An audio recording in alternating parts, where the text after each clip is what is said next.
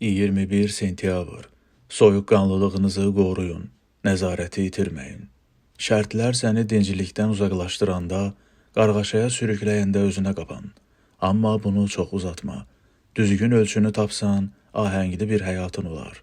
Mark Avreli, Düşüncələr. Zaman-zaman hazırlıqsız yaxalanırıq. Həm baş verməsini qabaqcadan ehtimal belə edə bilməyəcəyimiz vaqiələrə, həm də xırda gözlənilməz hadisələrə. Maşınımızın akkumulatoru xarab olur. Dostumuz son anda kömək etməkdən boyun qaçırır. Səhhətimizdə qəfildən problem yaranır. Bu cür hadisələr bizi qarğaşaya, nizamsızlığa sürükləyir. Dünya haqqında müəyyən təsəvvürlərimiz var və bu təsəvvürlər əsasında planlar qururuq. Həmin təsəvvürlərdən törəyən ehtimallar puç olanda həyatımızın nizamı pozulur. Bu tamamilə normaldır. Hansısa bölük, tabor, şiddətli hücuma məruz qala bilər. Əsas odur ki, orduda xaos yaranmasın. Musiqiçi texniki çətinliklərlə üzləşə, mövqeyini itirmək təhlükəsi ilə üz-üzə qala bilər. Əsas odur ki, insan vaxt itirmədən lazımi nöqtəyə qayıda bilsin. Hansısa hadisə həyatınızın nizamını poza, dincliyinizi əlinizdən ala bilər. Amma özünüzü toparlamalı, geri qayıtmağı bacarmalısınız. 22 sentyabr. İşləməyən dişləməz. Özləşdiyi çətinliklər insanın xarakterini açıb göstərir. Qarşına bir əngəl çıxanda, Tanrının bir məşqçi kimi səni daha gənc partnyorla qarşılaşdırdığını təsəvvür elə. Çünki olimpiya çempionu olmaq üçün tərləmək lazımdır. Üzləşdiyin çətinliklərdən bir güləşçinin gənc partnyorundan faydalandığı kimi faydalanmağa çalış. Epiktet, söhbətlər. Stoiklər olimpiyadaya, xüsusən də güləşə dair metaforlardan çox istifadə edir. İdmanı həm əyləncəli məşğuliyyət, həm də həyatın çətin sınaqlarına hazır olmalarını təmin edən vasitə kimi görürdülər. General Douglas MacArthur'un bu ibarəsi ABŞ Hərbi Akademiyasının idman zalının divarına həkk edilib. Dostcasına mücadilə apardığınız yerlərdə əkilən ağaclar, başqa vaxt, başqa yerlərdə sizə zəfər meyvələr verəcək. Hər birimiz nə vaxtsa kiməsə yenilmişik. Məğlub olduğumuz adamda olan, lakin bizdə olmayan şeyləri, xüsusiyyətləri görüb heyfslənmişik. Məğlubiyyətə necə reaksiya verməyimiz, necə bir idmançı olduğumuzun, necə bir insan olacağımızın göstəricisidir. Biz buna nəsə öyrənmək, daha güclü olmaq üçün bir fürsət kimi yanaşırıq, yoxsa deyinib baş gözümüzə döyürük, təslim olub özümüzə daha asan bir məşğuliyyət tapmağa qərar alırıq. Böyük insanlar öz bacarıqlarını sınamaqdan çəkinmirlər. Əksinə, onlar buna can atırlar. Bilirlər ki, insan üzləşdiyi çətinliklər sayəsində həm nə qədər güclü olduğunu öyrənir, həm də əvvəlkinə nəzərən daha güclü olur. 23 sentyabr. Ən etibarlı qala. Unutma ki, qərar mexanizmin, özünə qapandığın, yalnız özünə güvəndiyin, inadçılığın məntiqə uyğun olmasa da, istəmədiyini etmədiyin zaman yenilməz olur. Mühakiməni ağla və dərin düşüncəyə söykəsən, bu mexanizm daha da yenilməz olacaq. Ehtirasdan azad olan ruh ən etibarlı qaladır. İnsanın başqa bir qalaya sığınmağa çalışması səfehlikdir. Mark Avreli, Düşüncələr. Bruce Lee-nin belə bir maraqlı fikri var. Mən 10.000 fənd bilən adamdan qorxmuram. Bir fəndi 10.000 dəfə sınamış adamdan qorxuram. Biz bir hərəkəti tez-tez təkrar edəndə o qeyri-şüuri davranışa çevrilir. Bir müddət sonra həmin hərəkəti düşünmədən etməyə başlayırıq. Hərbiçilər necə yetişirlər? Onlar eyni hərəkətləri dəfələrlə təkrar edirlər. Buna o qədər alışırlar ki, həmin hərəkətləri düşünmədən qeyri-ixtiyari etməyə başlayırlar. Mark Avreli bizə müvafiq təlimlər sayəsində düşünmədən etdiyimiz hərəkətləri dəyişə biləcəyimizi anlatmaq istəyir. İnsan özünü qəzəblənməməyə alışdırsa, xırda şeylərə görə qəzəblənməyəcək.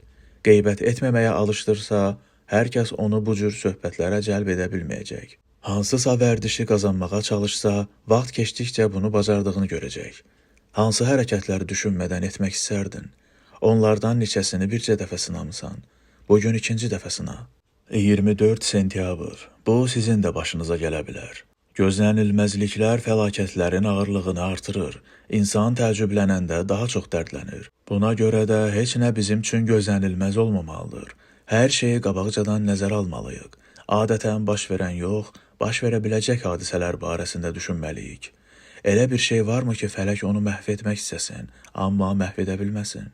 Seneca, Əxlaqi məktublar. 64-cü ildə Romada yanğın baş verir. Fransa şəhərlərindən biri Lyon qurbanlara köməklik göstərir. onlara böyük məbləğdə pul göndərir. Növbəti il Lyonda yanğın baş verir və imperator Neron da Lyona eyni məbləğdə pul göndərir. Seneca məktublarından birində məzkur hadisə haqqında bu sözləri yazır. Əziz dostum, vəziyyətin qəribəliyi məni təəccübləndirir. Bir şəhər digərinə kömək edir. Bir il sonra eyni fəlakət həmin şəhərin də başına gəlir. Belə hadisələr başınıza tez-tezmi gəlir? Dostunuz sevgilisindən ayrılır, ona təsəlli verirsiniz. Bir müddət sonra özünüz sevgilinizdən ayrılırsınız. Beynimiz taleyin qəfil dəyişikliklərinə hazır olmalıdır. Gələn dəfə yaxşılıq etmək üçün kiməsə pul verəndə, yalnız etdiyiniz yaxşılıq barədə düşünməyin. Bir gün sizin özünüzə də pul lazım olacağını düşünün. Seneca həmin məktubu yazdıqdan bir il sonra Nerona qarşı sui-qəsd təşkil etməkdə ittiham olundu. Seneca'nı intihar etməyə vadar etdilər.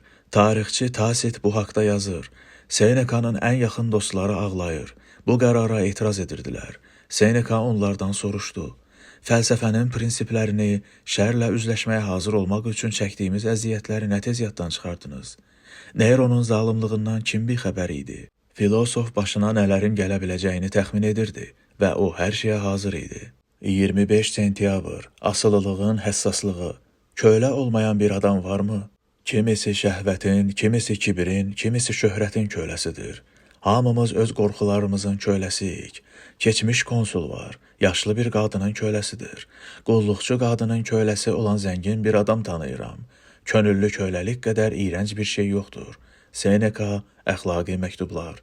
Hamımız nələrdənsə asılıyıq. Vərdişlərimizdən, qəhvədən, rahatlıqdan, kimlərinsə tərifindən. Bu asılılıqlar bizə öz həyatımıza nəzarət edə bilmədiyimizi göstərir.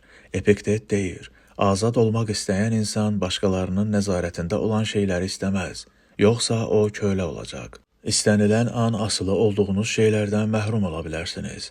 Vərdişlərinizdən imtina etməli olarsınız. Həkim sizə qəhvə içməyi qadağan edər. Çətin vəziyyətə düşərsiniz. Kasıblayarsınız. Həmin asılılıqların böyüyüb inkişaf etməsini gözləməməli, onlardan tez bir zamanda imtina etməlisiniz. Bir ay pəhriz saxlaya bilərsinizmi? Telefonunuzu bir müddət qırağa qoymağı bacararsınızmı? Nə vaxtsa soyuq duş qəbul etmisinizmi? Yoxlayın, bir-iki dəfə soyuq su ilə yuyunduqdan sonra bunun o qədər pis olmadığını anlayacaqsınız. Bahalı maşınınız təmirxanada olanda dostunuzun daha ucuz maşınını sürmüsünüzmü? Doğrudanmı həmin maşını sürmək təsəvvür etdiyiniz qədər narahat idi? Asılılıqdan qurtulmağa çalışın. İndi ayaq üstə ola bilərsiniz. Amma nə vaxtsa asılı olduğunuz şeylərin qarşısında diz çökməli olacaqsınız. 26 sentyabr. İstirahət nəyə lazımdır? Məşğələsiz istirahət ölümdür. Canlı insanın diri-diri dəfn olunmasıdır. Seneca, əxlaqi məktublar. Məzuniyyətə çıxmağa layiqsiniz, çox işləmisiniz, özünüzü çox yükləmisiniz, fədakarlıq etmisiniz, fasilə etməlisiniz. Təyyarəyə minin, hoteldə qeydiyyatdan keçin, çimərliyə yollanın, qoltuğunuzda yaxşı bir kitab olsun, bir şair kimi istirahət edin, tənbəllikdən qaçın, müşahidə aparın, kainatdakı yerinizi müəyyən etməyə çalışın, fəal olun. Ara sıra işdən uzaqlaşın, lakin öyrənməkdən uzaqlaşmaq olmaz. Bəlkə də məqsədiniz daha tez təqaüdə çıxmaq üçün yetərincə pul qazanmaqdır. Əla, bəs təqaüdə vaxt öldürmək, bütün günü tənbəllik etmək üçün çıxmaq istəyirsiniz? Təqaüdə çıxdıqdan sonra başqa işlər vaxtınızı almayacaq və gerçək vəzifənizə yönələ biləcəksiniz. Bu məsələyə belə yanaşmaq lazımdır. Bütün günü boş-boş oturmaq, televizora baxmaq, sırf siyahıdakı ölkə adlarının üstündən xətt çəkə bilmək naminə səyahət etmək. Bu həyat deyil, azadlıq da deyil. 27 sentyabr. Rifah nəyi üzə çıxaracaq? Sülh şəraitində də narahat olmağımız üçün bir çox səbəblər üzə çıxır. Ruhən sarsılan, ən rahat məkanlarda belə özünü narahat hiss edəcəksən. Təşvişə alışan ruh öz təhlükəsizliyini təmin edə bilməz. Çünki o təhlükənin qarşısını almağa yox, ondan qaçmağa çalışır. Amma unutmamaq olmaz ki, təhlükəyə arxa çevirmək hər şeydən daha təhlükəlidir. Seneca, əxlaqi məktublar. Belə bir deyim var, pul insanı dəyişmir, onun əsl şəxsiyyətini üzə çıxarır. Bəzən maddi və ya mənəvi rifahın nəticəsi belə olur. Əgər zehniniz müəyyən bir şablon işləyib hazırlayıbsa, əldə etdiklərinizin heç bir əhəmiyyəti yoxdur. Həmişə təşvişə düşməyə hazır olacaqsınız. Zehniniz təlaş keçirməyiniz üçün əlindən gələni edəcək və siz əvvəlkindən də bədbəxt olacaqsınız. Daha çox şey itirə biləcəyiniz üçün. Buna görə də insanın ilahi qüvvədən bəxtinin üzünə gülməsini istəməsi axmaqlıqdır. Mütləq nəsə istəməlisinizsə güclü xarakter istəyin. Güclü xarakter sayəsində bəxtinizi özünüz güldürə bilərsiniz. İstəməklə iş həll olunmur. Güclü xarakterə malik olmaq üçün əlinizdən gələni edin. Təsəvvürünüzə gətirin ki, atdığınız hər addım, ağlınıza gələn hər düşüncə yenilməz istehkamınızın kərpicləridir. Onların hər birinin güclü və əhəmiyyətli olmasına çalışın. 28 sentyabr. Kozır sizdədir. Yaxşı ki, tanrılar digər bacarıqları idarə edən ən güclü bacarığı, hadisələri düzgün şərh etmək bacarığını bizə bəxş ediblər. Bu bizdən asılıdır. Digər bacarıqlar isə bizdən asılı deyil. Məgər tanrılar bunu bizə bəxş etmək istəməyiblər? Məncə bu mümkün olsaydı, onlar daha çoxunu bizim ixtiyarımıza verərdilər. Amma bu mümkün deyildi. Epiktet, söhbətlər. Növbəti günə baxıb ixtiyarımızda olmayan şeylərə görə ruhdan düşə bilərik. Ya da həmin günə baxıb ixtiyarımızda olan yeganə şeydən, hadisələrin nə mənaya gəldiyinə qərar verməkdən ləzzət ala bilərik. İkinci seçim nəzarətin həqiqi və təmiz forması olan mütləq hakimiyyəti bizə verir. Əgər başqa adamlar üzərində nəzarətiniz olsaydı, həmin adamlar da sizə nəzarət etmək istəməzdilərmi? Bunun əvəzinə sizə başqa bir şey verilib. O çox faydalıdır və heç kəs burada ədalətsizlik olduğunu iddia edə bilməz. Siz baş verən hadisələrə nəzarət edə bilmirsiniz. Lakin həmin hadisələrə necə reaksiya verəcəyinizi, onların sizin üçün hansı mənanı daşıdığını özünüz müəyyənləşdirirsiniz. Hansısa problemlə qarşılaşanda da bunu nəzərə almaq lazımdır. Əgər ona düzgün yanaşsanız, başa düşəcəksiniz ki, həmin güc sizin üçün çox şey ifadə edir. 29 sentyabr. Yaşamaq üçün insana çox şey lazım deyil. Tamahkarın gözünü heç nə doydura bilməz. Əslində yaşamaq üçün insana çox şey lazım deyil. Sürgün yerinin torpağı elə qeyri-məhsuldar deyil ki, adam özünü dolandıra bilməsin. Seneca, Helviaya təsəlli. Aldığınız ilk maaş barəsində düşünün. O vaxt gözünüzə necə də böyük görünürdü. İlk evinizi xatırlayın. Bir otağı vardı. Mətbəxində iştaha ilə makaron yerdiniz. Bugün həmin maaş, həmin şərait sizin üçün arzu olunmazdır. Bəlkə də indi malik olduğunuz şeylərlə kifayətlənmirsiniz. Daha çox şey istəyirsiniz. Uğur qazandıqca bir vaxtlar necə güclü olduğumuzu unuduruq. Malik olduğumuz şeylərə elə bağlanmışıq ki, onlar olmasa öləcəyimizi düşünürük. Dünya müharibələri illərində valideynlərimiz, nənə-babalarımız məhdud qaz, yağ, elektrik enerjisi ilə kifayətlənməli olurdular. Onlar üçün bu adi bir şey idi. Necə ki, siz bir vaxtlar bir otaqlı evdə partlayana qədər makaron yeyib, yaylı çarpayıda yatmağı adi bir şey sayırdınız. Bugün həyatınız qəfildən alt-üst olsa nə eləyəcəksiniz? Yaşaya biləcəksinizmi? Axı yaşamaq üçün insana çox şey lazım deyil. Təlaş keçirəndə, qorxanda bunu yada salın. 30 sentyabr. Mənə toxuna bilməzsən. Məni döyə, bədənimə xəsarət yetirə bilərsən. Lakin ruhum Stilponun yanında qalacaq. Leartlı Diogen, görkəmli filosofların həyatı. Zenon fəlsəfədən güc alırdı.